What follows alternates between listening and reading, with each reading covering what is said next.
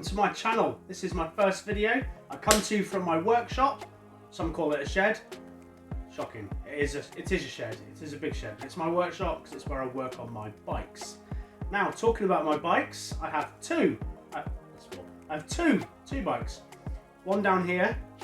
You might just see the mirror right there. You can just see the mirror of the other one right there. They both fit in here because it's a pretty big shed. That gives a clue to what one of them is. You can't see any clues to what the other one is. I have a monkey bike, a little 125cc big valve monkey bike that I built from scratch down here, which I'll show you. And then behind me here, you might recognise that, I have a Harley Davidson XLH Sportster 883 1200 conversion.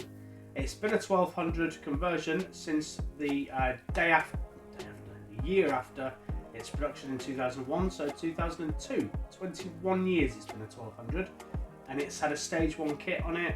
It's got the what are they called, Screaming Eagle 2 exhaust on it. It's really, really loud. It's very obnoxious, some would say, but it's me. I love it, absolutely love it. The neighbours not so much, but hey, who cares? Yeah, I've got everything I could need in here. I've got the bikes to start with. Obviously need tools, got tools. You know, who doesn't need a fruit machine? You know, get a bit bored, I can play the fruit machine. Yeah, I've got electricity, loads of plug sockets, I've got lighting, and I've got a lovely wall heater down here, which is quite toasty in here, hence why I'm in my t-shirt. And it is actually pretty cold and wet outside today. So yeah, let's get cracking. Right, for now, I'm going to be concentrating on the front forks, which are aluminium. They are polished. I did polish them. I took the front end off and I had them, well, I did them myself, obviously. They were painted and they were damaged. They were painted silver and damaged. So I've completely stripped them, took the front end off, stripped them and polished them.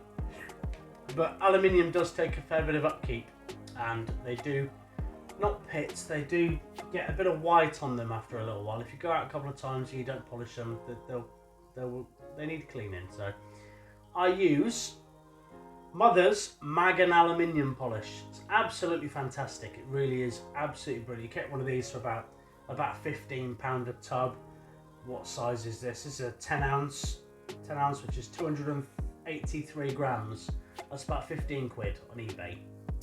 I assume you can get it in elsewhere, other different places. But yeah, that's where I get it. So I'm going to do a little bit of that now. Most important thing, don't forget a cup of tea. Gotta have a cup of tea.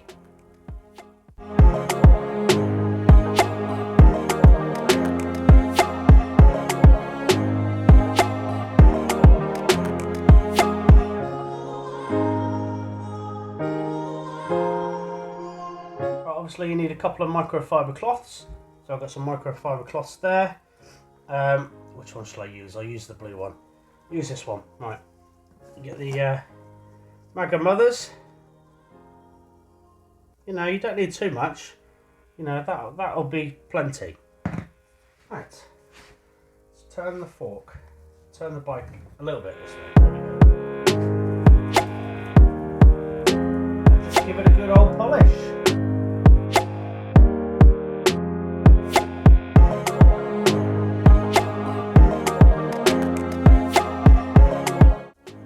There we go, look at the state of that. That's black.